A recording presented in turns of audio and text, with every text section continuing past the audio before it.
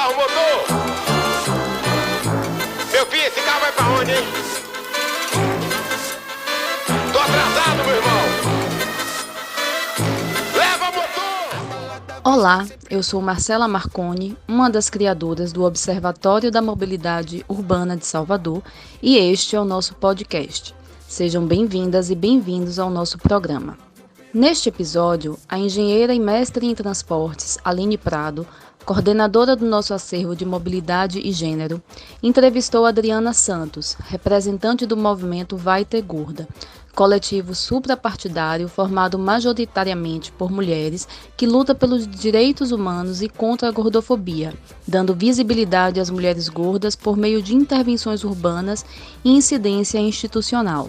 Neste episódio, Adriana Santos conta um pouco sobre a história do movimento Vai Ter Gorda e como o coletivo luta pela acessibilidade e humanização dos transportes públicos, relatando para nós a violência que as mulheres gordas sofrem para ter garantido o direito de se deslocar pelas cidades. A entrevista é de um pouco mais de 20 minutos, um bate-papo franco e informativo entre duas mulheres que pautam a mobilidade urbana da nossa cidade sob diferentes, porém complementares, perspectivas. Lembramos que o nosso projeto é um espaço da democracia, da pluralidade e da participação, o que significa que estamos abertos a novas contribuições e pontos de vista a respeito do tema abordado ou de qualquer outro relacionado à mobilidade urbana. Você pode nos enviar o seu material na forma de artigo, fotoreportagem ou vídeo, ou quem sabe um novo episódio do nosso podcast. Bom programa e até mais! Olá, pessoal, sejam bem-vindas e bem-vindos ao nosso podcast. Eu sou Aline Prado, engenheira civil, mestre em transportes e colaboradora do Observatório da Mobilidade de Salvador. A nossa convidada de hoje vai ser Adriana Santos, do movimento Vai Ter Gorda. A Adriana foi a primeira Miss Plus Size da Bahia, é fundadora do movimento Vai Ter Gorda, é palestrante, é ativista gorda, feminista, interseccional e antirracista. Em julho, o Observatório da Mobilidade de Salvador publicou um texto, que foi inclusive da minha autoria, sobre a luta do movimento Vai Ter Gorda, intitulado A Catraca contra a Cidadania. Vocês podem acessar esse texto no site do Observatório e a gente analisou as normas técnicas que definem o tamanho da catraca que é usada nos ônibus aqui de Salvador. Adriana, é um prazer muito grande estar aqui batendo esse papo com você hoje. Obrigada por ter aceitado o convite. Para começar, eu queria que você se apresentasse e falasse sobre o movimento Vai Ter Gorda. Olá, Aline Prada, é um prazer estar podendo participar aqui do podcast com você. Espero poder contribuir e também aprender muito aqui, compartilharmos, né, saberes. Meu nome é Adriana Santos, eu sou uma mulher gorda, periférica, sou feminista interseccional, também sou mãe de menina, a minha filha tem 5 anos, sou fundadora do coletivo Vai Ter Gorda e estou conselheira estadual em defesa dos direitos da mulher, é um órgão do Conselho da Mulher que faz parte da Secretaria de Política para as Mulheres do Estado da Bahia, onde o movimento Vai Ter Gordo, né, pela primeira vez, foi contemplado e tem uma cadeira lá desde 2019 e fica até 2024, e é com muito prazer também que eu faço parte desse conselho, tentando levar pautas sobre a questão da mulher gorda, né, das nossas demandas também.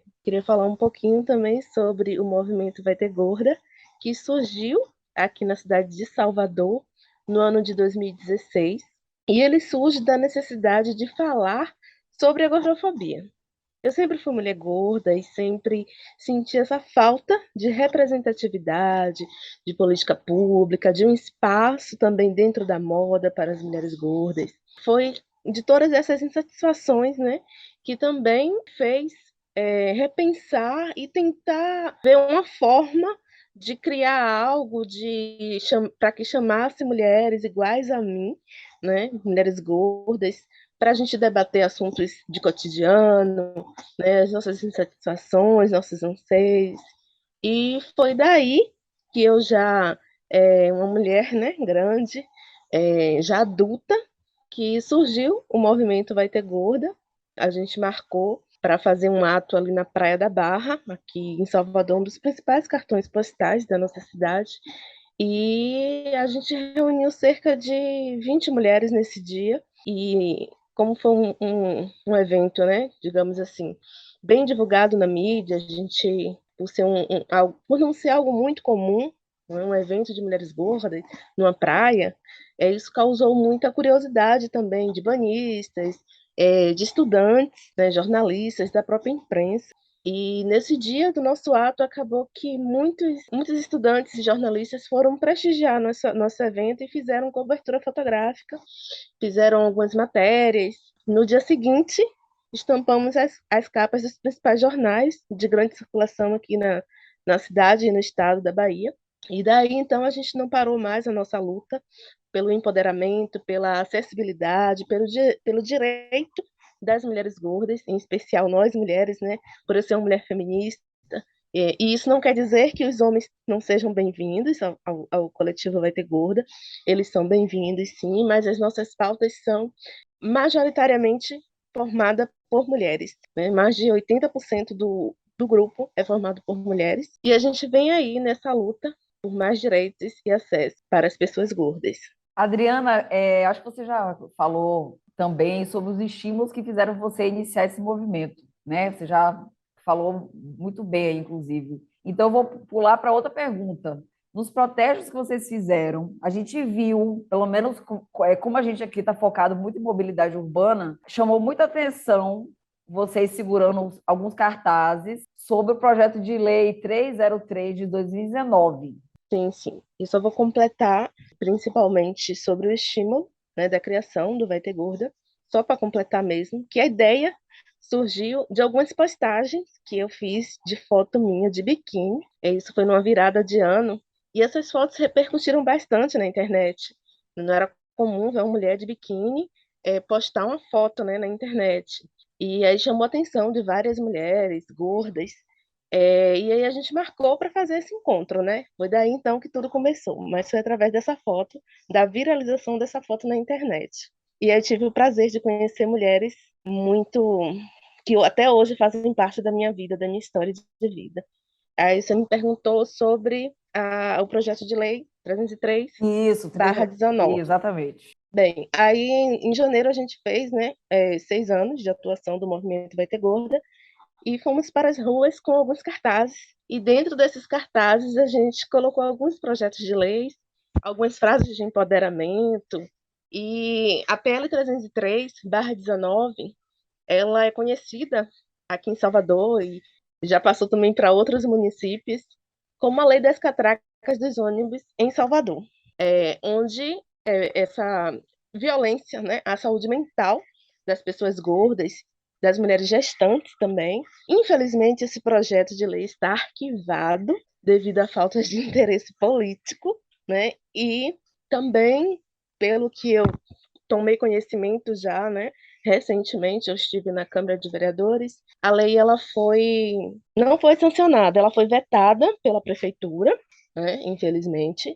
E a gente está aí na luta para que essa PL, que foi construída e consultada também, em diálogo com o movimento Vai Ter Gorda, juntamente com a Câmara de Vereadores, né? Infelizmente, como eu falei, foi vetada pela prefeitura. Ela fala sobre o acesso das pessoas gordas e mulheres grávidas pela porta de desembarque dos ônibus e registrar a passagem sem a necessidade de passar pela catraca, pelo constrangimento dessas catracas, né, dos ônibus, que é algo extremamente violento para os nossos corpos, né, tanto das mulheres gordas quanto para as mulheres gestantes. É um constrangimento mental, psicológico, emocional. Então a gente pede, né, mais uma vez, a sensibilização dos poderes públicos diante dos direitos e da humanização dos corpos gordos. Adriana, além desse cartaz do 303 de 2019, a gente pôde observar também que vocês estavam citando também o projeto de lei 284 de 2019 e o 23.507/2019. O que esses dois querem? O que esses dois estão pedindo também? A PL 284 de 2019 também, na verdade, todos os 3 projetos de lei foram do mesmo ano. 2019, antes da pandemia. Esse 284, ele é o dia, estabelece, né, o Dia Municipal de Combate à Gordofobia. Também foi consultado e construído em diálogo com o Movimento Vai Ter Gorda e a Câmara de Vereadores de Salvador.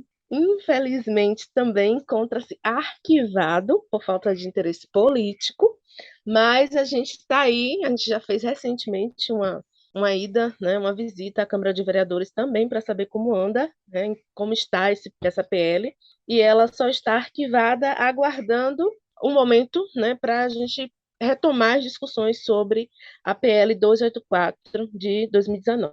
Já a PL 303, que é, digamos que a mais avançada que a gente tem até o momento, ela... Não, a 303 foi a que eu já falei, não foi a primeira? Foi. Agora é a 284. A 23.507. Isso, agora é a 23.507/19, que é a Isso. mais avançada que a gente tem até o momento, né? Que ela só muda, ao invés de ser do município, ela é uma lei estadual, né? Que é o Dia Estadual de Combate à Gordofobia. Também foi construída em diálogo do coletivo Vai Ter Gorda, juntamente com a Assembleia Legislativa do Estado da Bahia. É um projeto de lei que fala sobre a necessidade de um dia para comemorar, né, o Dia da Pessoa Gorda, o Dia da Visibilidade Gorda, para que o poder público ele possa ser parceiro, ser apoiador de ações, de atividades, de uma política afirmativa, né, para que possa ter eventos na cidade, ter palestras, ter seminários que possam dialogar e dar protagonismo à pessoa gorda dentro da nossa cidade, dentro do nosso estado.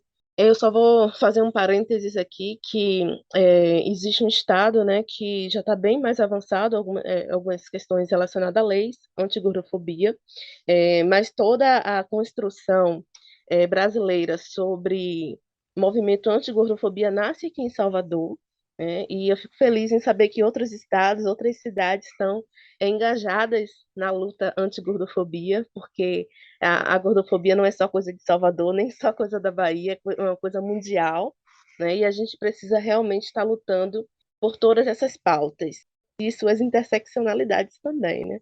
Sem dúvida. Adriana, você acha que as mulheres gordas têm mais dificuldade do que os homens gordos para se deslocar em relação à mobilidade? Com certeza, por vários contextos sociais, né? Primeiro, ser mulher, ser mulher gorda, ser gestantes, idosas, né? São as que mais sofrem com a falta de acessibilidade, né? Eu sempre costumo falar que o fato da gente ser mulher isso, de uma certa forma, condiciona a gente a estar numa situação ainda, né, em pleno século XXI, com tantas transformações sociais que a gente vivencia, com tanto legado que nossas heroínas deixaram aí para nós, mas a gente ainda vem sofrendo com feminicídio, né, vem sofrendo com violências domésticas, com violências contra as mulheres, e infelizmente a gente ainda é minoria em representatividade dentro da política, dentro dos espaços de poder, né, e infelizmente nós mulheres gordas, principalmente, sofremos muito com a falta de acessos, com a falta de direitos, né, com a questão da locomoção na nossa cidade, principalmente no transporte público, e até por uma questão, a maioria das pessoas que pegam um coletivo são mulheres. Então, a maioria dos homens, eles têm carro próprio, carro particular, né, por uma questão social, né, uma questão patriarcal, pela questão do machismo, e aí a gente já entra em uma outra discussão. Mas, com certeza, nós, mulheres gordas, sofremos muito mais que os homens, não só em acessos, mas em direitos, em representatividade. Adriana, você acha que o problema dos transportes coletivos daqui de Salvador está só na catraca? Você acha que tem outros problemas além dela? Olha, o transporte aqui de Salvador, eu não acredito, né? Eu sou uma passageira fiel, eu sempre estou em coletivo, sempre estou em ônibus, e com certeza não é só a catraca, né? O primeiro desafio são os degraus, que é a porta de entrada do ônibus. Para você acessar, você tem que ficar torcendo para o degrau ser baixinho, né? Principalmente no meu caso, que eu sou uma mulher gorda, sou de baixa estatura, então eu fico já naquela expectativa, ai, tomara que o degrau não seja muito alto, senão eu vou ter que dar uma de bailarina e escalar para poder ter o meu acesso, né, assistido para adentrar o transporte público. E aí perpassa a questão do degrau, a questão das cadeiras, né, dos assentos dos ônibus que são estreitos, o próprio corredor também, né, ali do ônibus também é muito estreito, o que também faz com que vários índices de assédios também aconteçam, principalmente quando o ônibus está cheio, que é algo muito comum aqui na nossa cidade. E essa violência, né, que não deixa de ser também uma violência contra nós mulheres. Uma violência física por tentar passar na catraca, uma violência física por não caber no banco do ônibus, uma violência física por não conseguir acessar os degraus. Além de tudo isso, a gente também enfrenta a violência psíquica, a violência emocional, que é quando tipo, a gente fica presa na catraca, quando a gente não consegue sentar no banco direito, que fica uma parte para fora, né? E aí as pessoas ficam rindo, ficam soltando piadinhas, e isso realmente é um desgaste psicológico muito grande. Muitas mulheres deixam simplesmente de pegar um ônibus, né, um coletivo, justamente por não querer passar por isso, né, não querer sofrer isso. E aí acaba que deixando de ter um convívio, né, um convívio social, e acabam que pegando carros particulares ou tendo outros meios alternativos para se locomover na cidade, porque realmente você adentrar o transporte público em Salvador é um desafio, sabe? É você ser guerreira mesmo, porque não é fácil, não. Não é fácil. São muitos problemas enfrentados e também a falta de qualificação, assim, em relação a cartilhas educativas, né? Informando sobre leis. Recentemente mesmo, né? Foi aprovada a lei a partir das 10 da noite até as 5 da manhã, que a mulher ela tem o direito de desembarcar nos pontos, né? Então, muitos motoristas ainda eles não têm essa reciclagem para entender sobre as leis que estão mais atuais. E aí isso também acaba que agravando um pouco. Eu acho que as empresas de ônibus elas poderiam ter essa questão do RH, né, de uma gestão mais compartilhada, mais humanizada, para estar sempre dando uma orientação, uma atualização dos profissionais, para que eles possam ser mais humanizados, sabe? Entender mais e respeitar a diversidade, respeitar as corporidades, entender que uma mulher grávida, né, ela precisa ficar sentadinha ali na frente, né? Essas questões assim que envolvem mesmo. Uma mulher gorda se vê que não tem condição de passar pela catraca, para que forçar aquela mulher a passar ali? Isso é uma violência física, uma violência mental, psíquica muito grave, que a sociedade simplesmente passa panos, sabe? E faz de conta que não está acontecendo nada, porque na verdade a grande massa, né, o grande público que não pega, não depende de transporte público, realmente não está nem aí. São as mulheres da periferia, são as mulheres, muitas vezes mães, que sofrem diariamente com todas essas insatisfações do transporte público aqui na nossa cidade. Além dos transportes coletivos, Adriana, porque a gente está falando de ônibus. Então, a Sim, gente tem, além do ônibus, a gente tem outros tipos de transporte. A gente tem Uber, a gente tem táxi, a gente tem metrô. Você nota que existe uma dificuldade da pessoa gorda utilizar esses outros modos de transporte. A gente pode lembrar também que sim, a caminhada também é um tipo de locomoção, né? A gente também usa a caminhada para se deslocar. Então, a gente tem a caminhada, a gente tem metrô, tem táxi, tem Uber, sim, mototáxi, sim. então, a bicicleta, tudo esse tipo de modo de transporte. Existem também outros problemas que a pessoa gorda também sente dificuldade. Em relação como eu falei, né, algumas mulheres elas deixam de pegar o transporte público e vão para aplicativos, carros particulares. Mas a gente também, acho que há 4 anos atrás, a gente teve um episódio de uma gordofobia dentro de um carro de aplicativo envolvendo, né, uma mulher gorda, a qual o motorista se recusou a levar. Então, assim, ser gorda na sociedade onde não existe um plano de mobilidade, não existe uma acessibilidade, não existe um planejamento, um desafio, sabe? Você realmente está lutando ali contra esse sistema. E a gente sofre diariamente, seja em moto, muitas vezes a gente quer pegar um mototáxi, o mototáxi se recusa a levar, porque ainda escuta piada, né? Aconteceu recentemente, esse ano, casos das meninas chegarem para mim contar que eu fui pegar uma moto e ele não deixou eu sentar, me distratou, não deixou montar, né, na moto, me distratou, isso tudo por ser uma mulher gorda. Então, a gente sofre de diversos preconceitos diariamente, todos os dias a gente encara isso, né? Então, é realmente, a gente mata um leão por dia para sobreviver, né, na nossa cidade e é uma luta incessante, porque, infelizmente, as autoridades do poder público ele não têm interesse, muitas vezes, nessa pauta, né? É uma pauta aqui da mídia, né? Mas que, infelizmente, ela não é assistida, não tem interesse político nessa pauta. Eu não entendo por quê, né? Se a gente representa uma porcentagem bem expressiva da população, né? Agora mesmo a gente está aí com a proposta do IBGE, né? Não sei ainda não chegou para a minha pesquisa, mas eu espero que seja bem atualizada e que a gente possa também dialogar sobre essas corporidades. Adriana, a gente vai terminar já, foi uma entrevista curtinha, e para finalizar, você tem alguma coisa que você queira falar, alguma coisa que você queira acrescentar, para quem estiver ouvindo o nosso podcast aqui? Olha, eu poderia falar que as pessoas gordas, elas, né, assim como as pessoas também que têm uma mobilidade reduzida, né, uma gestante, pessoas que são portadoras de algum tipo de deficiência, seja física, mental, elas sofrem muito numa cidade mal planejada, cidade sem planejamento, sem acessibilidade, sem um plano de mobilidade, como eu falei anteriormente.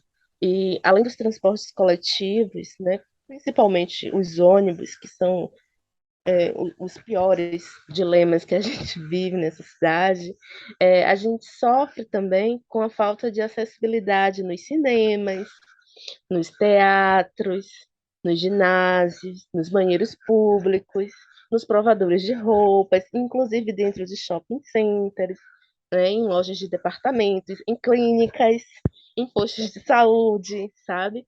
E em muitos outros lugares que não foram pensados, planejados, nem projetados para pessoas com corporidades diferentes, ou como a gente pode falar, corpos contra-hegemônicos, né? Que são os corpos fora do padrão.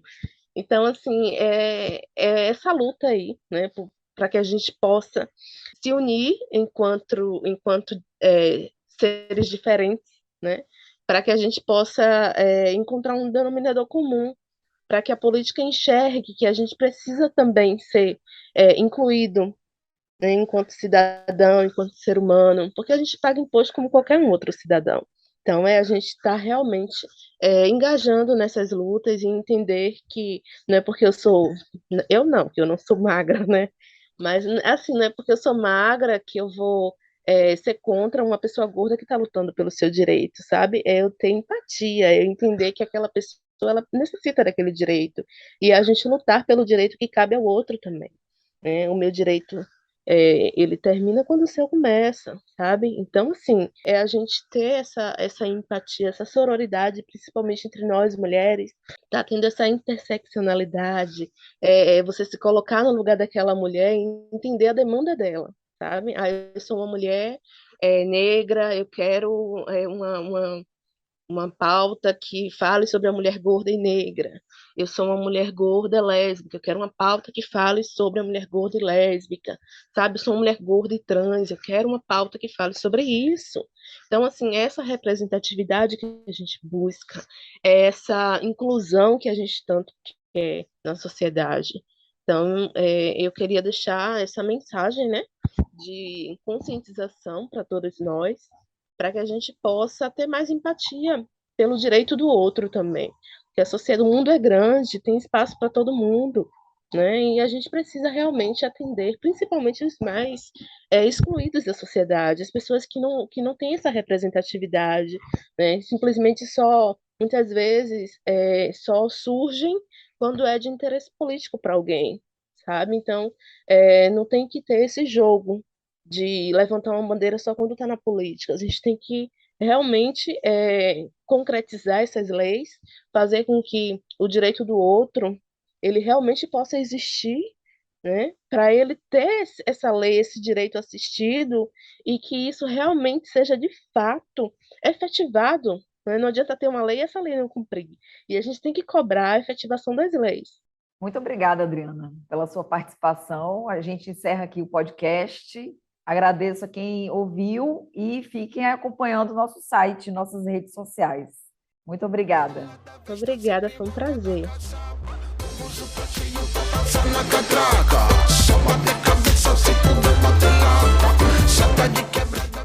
No início e no final do programa, vocês ouviram trechos da música Catraca, de Tonho Matera e Baiana System. Até a próxima!